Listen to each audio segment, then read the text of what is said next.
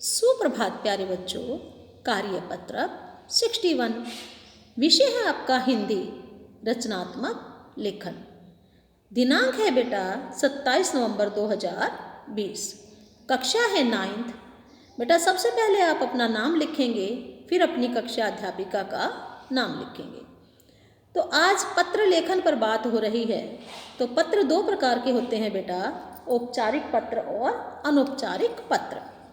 अनौपचारिक पत्र बेटा अपने दोस्तों को लिखे जाते हैं, माँ को, पिताजी को, दादा को, दादी को और अपने दोस्तों को अनौपचारिक पत्र लिखे जाते हैं।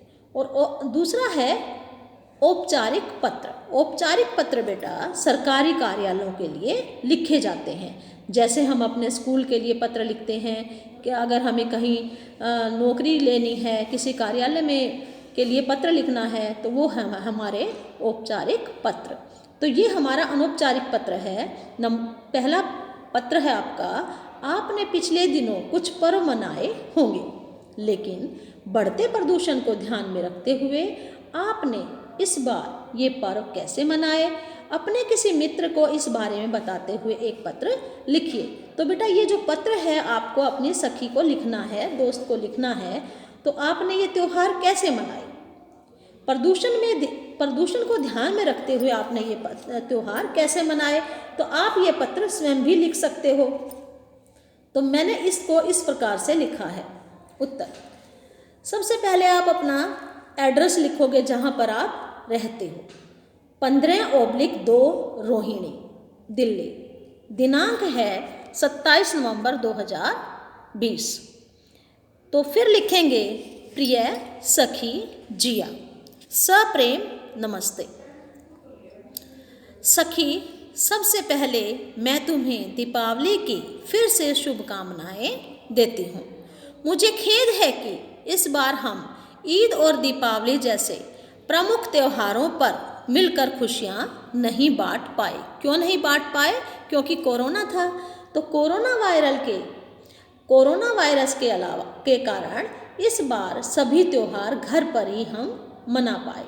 दीपावली का त्यौहार परिवारों और रिश्तेदारों के साथ खुशियां बांटकर मनाने का त्यौहार है, लेकिन यह रिवाज शायद अब सिर्फ किताबों में रह गया है, क्योंकि आज की पीढ़ी ने शोर में दिवाली मनाने का आनंद ढूंढ लिया है।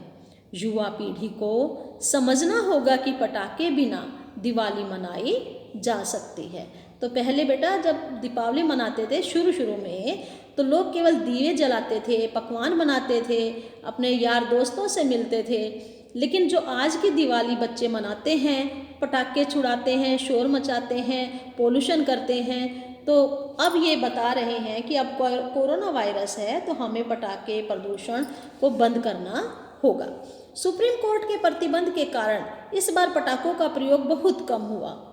इस बार की हमारी दीपावली निराली थी, क्योंकि आज तक ऐसी दीपावली नहीं मनी थी। क्यों? क्योंकि इससे पहले कभी कोरोना वायरस भी नहीं था। तो दीपावली से पहले दिन हमने बाजार में कुछ आवश्यक खरीदारी की। दीपावली के दिन सुबह सुबह हम सपरिवार कुछ ज़रूरतमंदों को ढूंढने के लिए निकले और उनको कपड़े तथा मिठाई दी। जो पटाखों से हमारे पैसे बचे थे, हम मार्केट में गए, उन पैसों से हमने गरीबों के लिए मिठाई ली और कुछ कपड़े उनके ज़रूरत के खरीदे। हमने दीपावली के अवसर पर घर तथा आसपास की सफाई की और बहुत सारे पौधे भी लगाए। और हमने क्या किया, नया काम क्या किया, पौधे लगाए। तो बेटा हमें सबको ही पौधे लगाने चाहिए। पौधे लगाने से हमारा पर्यावरण साफ रहेगा। इस बार दीपावली पर हमने अपने पड़ोसियों और रिश्तेदारों को पौधे भेंट स्वरूप दिए। तो हमने जो पौधे खरीदे थे अपने पड़ोसियों को भी दिए और रिश्तेदारों को भी दिए। दिवाली के दिन घर में खूब सारे पकवान बनाए, खाए और पड़ोसियों को भी खिलाए। क्यों? हमने बाहर दुकानों से पकवानों को नहीं खरीदा। क्यों नहीं खरीदा? कोरोना वायरस के डर से। इसलिए हमने घर में ही पकवान बनाए और अपने पड़ोसियों को भी खिलाए।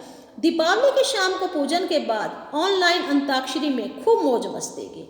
अब सब इकट्ठे तो हो नहीं सकते, लेकिन दोस्तों से, सखियों से बात तो हम फ़ोन पर करते हैं, तो हमने क्या किया, ऑनलाइन अंताक्षरी खेली और खूब मस्ती की। इस बार की दीपावली सच में अलग थी। हर बार की दीपावली से इस बार की दीपावली बहुत ज़्यादा अलग थी। खुशियों वाली और बिना प्रदूषण वाली दीपावली। पहली बार हमारी दीपावली जो है बिना प्रदूषण के मनी। तो अब बेटा यहाँ पत्र, उसके बाद हम लिखेंगे शुभकामनाओं सहित तुम्हारी अभिन्न सखी रिया। तो बेटा यहाँ पर आप अपना नाम लिखोगे। तो ये एक पत्र आपका समाप्त हो गया। अब दूसरा पत्र है आपका, कुछ दिनों में आपके आसपास प्रदूषण का स्तर काफ़ी बढ़ चुका है। इसके निवारण के लिए हमें किन्हें पत्र लिखकर अपने आसपास इस बढ़ते प्रदूषण की सूचना देनी चाहिए। सोच विचार कर संबंधित व्यक्ति को सूचना देने के साथ साथ कुछ सुझाव बताते हुए पत्र लिखिए। तो बेटा ये जो पत्र है आपका औपचारिक पत्र है। कौन सा पत्र है? औपचारिक पत्र है। हमें कार्यालय में ये पत्र लिखना है। तो उत्तर, सेवा में मुख्य अधिकारी, प्रदूषण नियंत्रण विभाग। तो ये पत्र लिखा हमने प्रदूषण नियंत्रण विभाग में लिखा है, राजनिवास मार्ग, नई दिल्ली। विषय क्या है बेटा? यहाँ पर हमें विषय लिखना है। विषय है हमारा दिल्ली में बढ़ते प्रदूषण की समस्या। फिर लिखेंगे हम महोदय, मैं इस पत्र के माध्यम से आपका ध्यान हमारे क्षेत्र में बढ़ रही प्रदूषण की समस्या की तरफ दिलाना चाहती हूँ। आशा है कि आप इस समस्या की गंभीरता को समझेंगे और तदनुसार कदम उठाएंगे। दिल्ली महानगर में पेट्रोल तथा डीजल के वाहनों का प्रयोग काफ़ी व्यापक है। तो दिल्ली में पेट्रोल के और डीजल के वाहन चलते हैं, तो इसलिए प्रदूषण भी ज़्यादा बढ़ेगा। इन बढ़ते वाहनों से इतना प्रदूषण फैलता है कि एक स्वस्थ व्यक्ति के लिए खुलकर सांस लेना भी दूभर हो गया है। रोड या फिर चौराहे पर पहुंचते ही आंखों में जलन होने लगती है और फेफड़ों में ऑक्सीजन की कमी महसूस अनुभव होने लगती है। कोरोना महामारी से पहले ही दिल्लीवासी दोपहिया वाहन चालक मास्क का प्रयोग करने पर मजबूर थे। यदि बढ़ते प्रदूषण पर रोक नहीं लगाई गई तो दिल्ली में अधिकांश जनता गंभीर बीमारियों से ग्रस्त हो सकती है। मेरा आपके माध्यम से समक्ष अधिकारियों से अनुरोध है कि वह इस समस्या की गंभीरता को समझे और दिल्ली को प्रदूषण मुक्त बनाने के लिए ठोस कदम उठाए। मैं इस संबंध में अपने कुछ सुझाव प्रस्तुत कर रही हूँ। तो बेटा अब हम कुछ सुझाव प्रस्तुत करेंगे।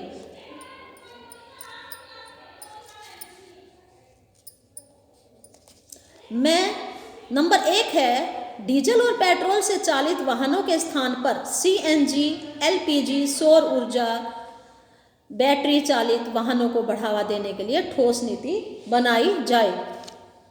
वाहनों के लिए शीशा रहित पेट्रोल व डीजल की उपलब्धता सुनिश्चित की जाए। नंबर 3 है आपका, सार्वजनिक परिवहन सुविधा को और बेहतर बनाया जाए तथा लोगों को इसके लिए प्रोत्साहित किया जाए। नंबर 4 है, वाहनों के अंधाधुंध लाइसेंस न दिए जाएं। जन साधारण अभियान चलाकर लोगों को पर्यावरण के बारे में जागरूक किया जाए।